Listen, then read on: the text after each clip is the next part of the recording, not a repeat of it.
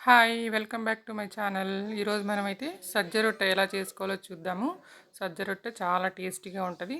ముఖ్యంగా చాలా హెల్తీ కూడా ఇది. ఇదైతే మన పూర్వీకులు అప్పట్లో బాగా చేసుకొని తినేవాళ్ళు. అందుకే వాళ్ళు ఇప్పటికీ చాలా గట్టిగా ఉన్నారు. మనం ఇలాంటివన్నీ మర్చిపోతూ ఉన్నాము.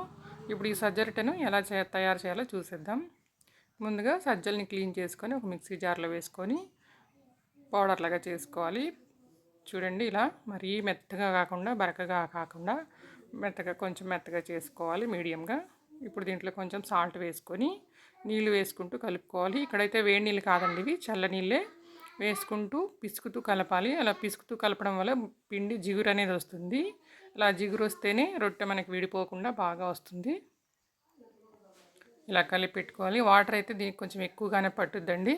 మనం వాటర్ వేస్తున్న కొద్దీ పిండి వాటర్ని బాగా పీల్చుకుంటుంది, కాబట్టి కొంచెం ఎక్కువగానే పడుతుంది. చూసుకొని వేసుకోండి. ఇప్పుడు స్టవ్ వెలిగించి పెనం పెడదాము. ఇప్పుడు ఒక కాటన్ క్లాత్ తీసుకొని దాన్ని తడిపి పీట మీద అయితే వేసుకుందాము. ఇప్పుడు పిండిని ముద్దలాగా తీసుకొని ఇలా తడిపిన బట్ట మీద పెట్టి ఒత్తుకోవడమే. చాలా ఈజీగా ఒత్తుకోవచ్చండి. జొన్న రొట్టెలాగా కష్టమైతే ఏమి ఉండదు. అలా చేత్తో అలా స్ప్రెడ్ చేసుకుంటూ వెళ్ళడమే. కాకపోతే ఇలా స్ప్రెడ్ చేయాలంటే పిండి బాగా కలుపుకోవాలి, బాగా జిగురు రావాలి కలుపుకునేటప్పుడు. ఇంతకుముందే ఒక రొట్టె వేసేసిందంటే మా అమ్మ దాన్ని తిరిగేసింది. ఇలా ఒత్తుకుంటూ సైడ్స్ ఇలా ఒత్తుకోవాలి, చూపిస్తున్న విధంగా చేసుకోవాలి. ఇదైతే క్లాత్ మీదే చేసుకోవాలండి. పిండి వేసి మనం జొన్న రొట్టెలాగా చపాతీలాగా అయితే చేసుకోవడం రాదు. ఇలా క్లాత్ మీద చేసుకొని కాల్చుకుంటేనే చాలా టేస్టీగా ఉంటాయి రొట్టెలు. ఇక్కడ పెనం మీద వేసిన రొట్టె అయితే ఆల్మోస్ట్ కాలింది. కాలిన తర్వాత పక్కకు తీసుకోవాలి.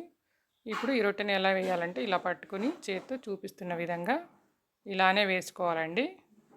లేదంటే విరిగిపోయే ఛాన్స్ ఉంటుంది. కాబట్టి ఈ వేసుకునేది కొద్ది కష్టం. దీన్ని ఒక్కసారి బాగా చూసుకొని వేసుకోండి. ఇలా వేసుకున్న తర్వాత తిరిగేసుకోవాలి. రొట్టెని కాలిన తర్వాత కొద్దిగా కాలిన తర్వాత తిరిగేసుకోవాలి. అలా 2 సైడ్స్ బాగా కాలేంత వరకు చూసుకొని కాల్చుకోవాలి. కొంచెం టైం పడుతుందండి. మనకు జొన్న రొట్టెలాగా ఫాస్ట్గా అయితే కాలదు, స్లోగా కాలుతుంది. ఇప్పుడైతే రొట్టె కాలిపోయింది. ఇంకోటి వేసుకుంది. ఇంకోటి కూడా 2 సైడ్స్ టర్న్ చేసుకుంటూ కాల్చుకోవాలి. ఇప్పుడైతే మన సజ్జ రొట్టె రెడీ అయిపోయింది. ఈ 2-3 డేస్ నిలవ కూడా ఉంటాయండి. చాలా అంటే చాలా టేస్టీగా ఉంటాయి. ఈ రొట్టెలోకి ఇదే కాంబినేషన్ చెప్పడానికి ఏమీ లేదండి. ప్రతి కూర చాలా బాగుంటుంది. పప్పు అయినా బాగుంటుంది. అలాగే గట్టి పెరుగు కలుపుకొని మెత్తగా పౌడర్లా చేసుకుని తిన్నా కూడా చాలా అంటే చాలా బాగుంటుంది. ఇప్పుడైతే సజ్జ రొట్టె సొరకాయ కూర కాంబినేషన్లో చాలా బాగుంది. మీరు ఒకసారి ట్రై చేసి చూడండి. మీకు చికెన్, మటన్ దేంట్లోకి, నాన్ వెజ్లోకైనా వెజ్లోకైనా చాలా అంటే చాలా బాగుంటుంది. ఒకసారి ట్రై చేసి మీరు ఎలా వచ్చిందనేది చెప్పండి కామెంట్ రూపంలో. Thank you.